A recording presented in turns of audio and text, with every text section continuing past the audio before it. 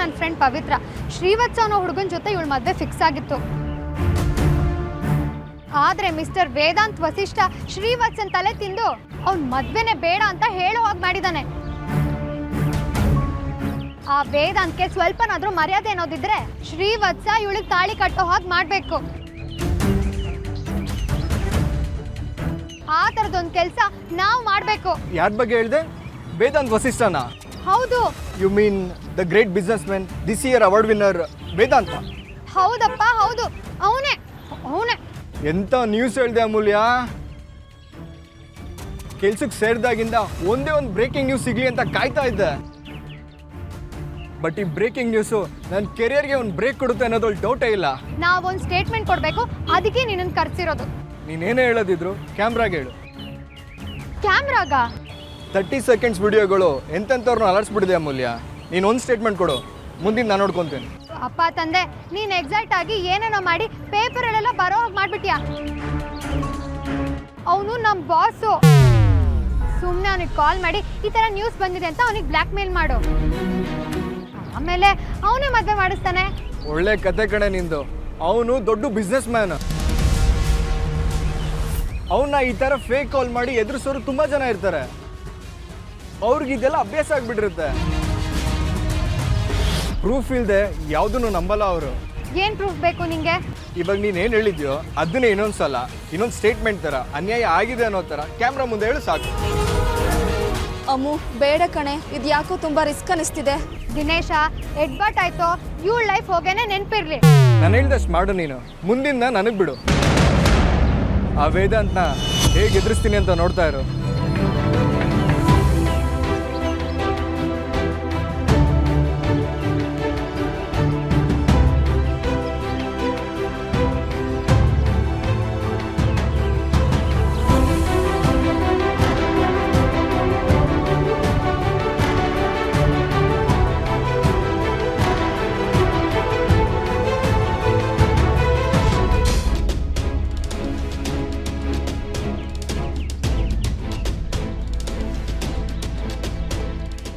ಆಗ್ಲಿಂದ ಮಾತಾಡು ಅಂತ ಹೇಳ್ತಿದ್ದೀನಿ.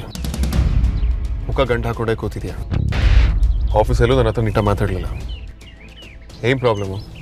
ನನ್ನ ಮೇಲೆ ಕೋಪನಾ? ಹಾಗೆಲ್ಲ ಏನಿಲ್ಲ, ನಿನ್ನ ಮೇಲೆ ಏನು ಕೋಪ ಇಲ್ಲ. ಮತ್ತೇನೇನು ವಿಷಯ? ಆರತಿ ಮೇಲೆ ಕೋಪನಾ?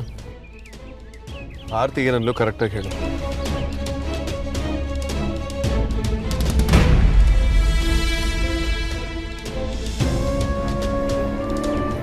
ಅಗ್ರಜ,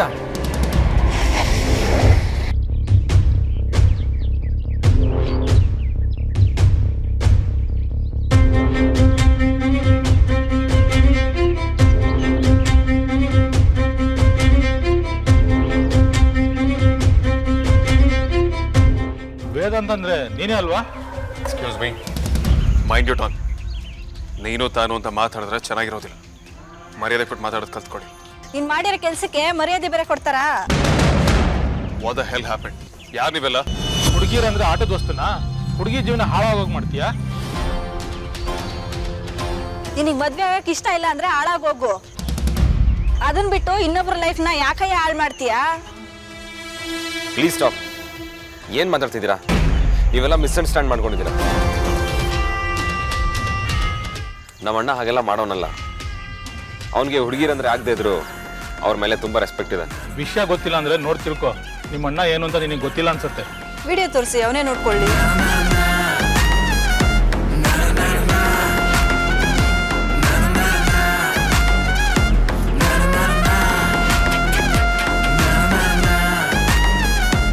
ಬಿಸ್ನೆಸ್ ಟೈಕೋನ್ ವೇದಾಂತ್ ವಸಿಷ್ಠ ಮಾಡಿರುವಂತಹ ಒಂದು ದುಷ್ಕರ್ಮ ಬೆಳಕಿಗೆ ಬಂದಿದೆ. ಒಂದು ಹುಡುಗಿಯ ಜೀವನವನ್ನ ಹಾಳು ಮಾಡೋದಕ್ಕೆ ವೇದಾಂತ್ ವಸಿಷ್ಠ ನೇರವಾಗಿ ಕಾರಣರಾಗಿದ್ದಾರೆ. ನನ್ನ ಫ್ರೆಂಡ್, ಅವಳಿಗೆ ಅನ್ಯಾಯ ಆಗಿದೆ. ಶ್ರೀವತ್ಸ ಅನ್ನೋ ವ್ಯಕ್ತಿಯೊಳನ್ನ ಮದುವೆ ಆಗ್ತೀನಿ ಅಂತ ಹೇಳಿ ಕೊನೆಗೆ ಮದುವೆ ಆಗಲ್ಲ ಅಂತ ಮೋಸ ಮಾಡಿದ್ದಾನೆ. ಹೆಣ್ಮಕ್ಳು ಇಂಥ ಶೋಷಣೆ ವಿರುದ್ಧ ಧ್ವನಿ ಎತ್ತಲೇಬೇಕು.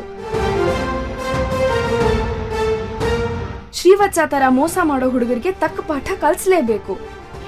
Srivatsa the great businessman Vedant ವಸಿಷ್ಠನ ಕಂಪ್ನಿಲಿ ಕೆಲಸ ಮಾಡ್ತಾನೆ. ವೇದಾಂತ್ ವಸಿಷ್ಠ ಹೇಳಿದ್ದನ್ ಕೇಳಿನೇ ನಾನು ಮದುವೆ ಆಗಲ್ಲ ಅಂತ ಹೇಳಿದಾನೆ. ಶ್ರೀವತ್ಸ ತಾನು ಮಾಡಿರೋ ತಪ್ಪು ಅಂತ ಒಪ್ಕೊಂಡು ವಾಪಸ್ ಅವಳನ್ನ ಮದುವೆ ಆಗ್ಲೇಬೇಕು. ವೇದಾಂತ್ ವಸಿಷ್ಠ ಒಂದು ಹುಳ, ತಾವಂತೂ ಮದುವೆ ಆಗಲ್ಲ, ಬೇರೆಯವರನ್ನ ಮದುವೆ ಆಗಕ್ಕೂ ಬಿಡಲ್ಲ.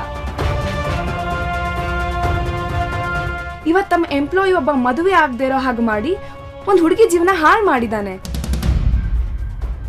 ನೊಂದಿರೋ ಹುಡುಗಿ ನನಗೆ ಗೊತ್ತು. ವೇದಾಂತ್ ವಸಿಷ್ಠ ತಮ್ಮ ಅಭಿಪ್ರಾಯನ ಮನೇಲಿ ಇಟ್ಕೊಳ್ಳಿ, ಕಣ್ಣೋರ್ಗೆಲ್ಲ ಯಾಕೆ ಹೇಳಕ್ ಹೋಗ್ಬೇಕು? ಇದು ಮೋಸ. ವೇದಾಂತ್ ವಸಿಷ್ಠಗೆ ಧಿಕ್ಕಾರ, ಧಿಕ್ಕಾರ, ಧಿಕ್ಕಾರ. ಇವತ್ತಿನ ದಿನಗಳಲ್ಲಿ ಒಂದು ಜವಾಬ್ದಾರಿಯುತ ಸ್ಥಾನದಲ್ಲಿರೋ ವೇದಾಂತ್ ಅವರಂತಹ ಪ್ರತಿಷ್ಠಿತ ವ್ಯಕ್ತಿಗಳು ಇಂತಹ ಕೆಲಸ ಮಾಡ್ತಾರೆ ಅಂದ್ರೆ ನಂಬೋದಿಕ್ಕೆ ಬರುವುದಿಲ್ಲ.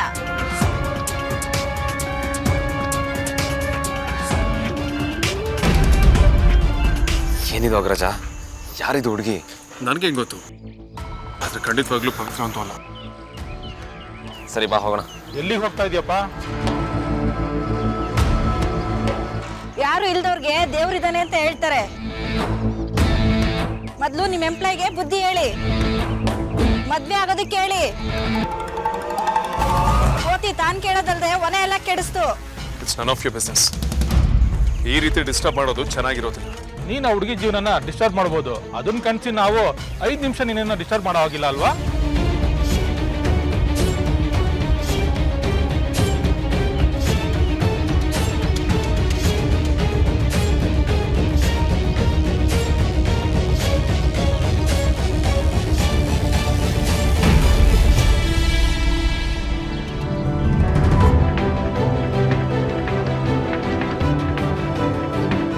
ಅಯ್ಯೋ, ಅದ್ ವೇದಾಂತ್ ಅಲ್ವಾ?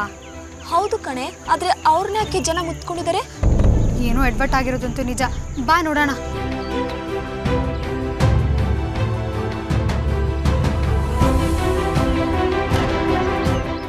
ನಾನ್ಸೆನ್ಸ್ ಮಾತಾಡಬೇಡಿ. ಇನ್ನೊಬ್ಬರ ಲೈಫನ್ನ ಹಾಳು ಮಾಡೋಷ್ಟು ಟೈಮ್ ನನಗಿಲ್ಲ. ಇದೆಲ್ಲ ಏನು ಅಂತ ನನಗೆ ಗೊತ್ತಿಲ್ಲ. ತಪ್ಪು ಮಾಡಿದ್ಮೇಲೆ ಎಲ್ಲರೂ ಹೀಗೆ ಹೇಳೋದು. ಮೊದಲು ಅದು ಯಾವ್ದು ನೋಡಿ ಬೇರೆ ಆಗೋದಕ್ಕೆ ನೀನು ಕಾರಣ ಆಗಿದೆಯೋ ಅವ್ರನ್ನ ಹೋಗಿ ಒಂದ್ ಮಾಡು.